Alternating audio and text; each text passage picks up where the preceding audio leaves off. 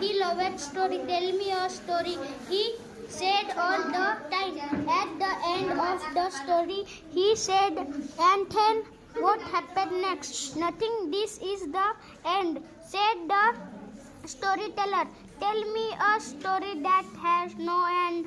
I want a never ending story. The storyteller thought and thought. All his story had an end. He could not think of a never ending story.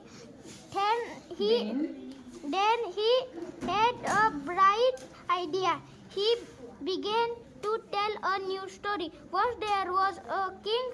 He lived in a big palace. The palace had a big kitchen and a big storehouse.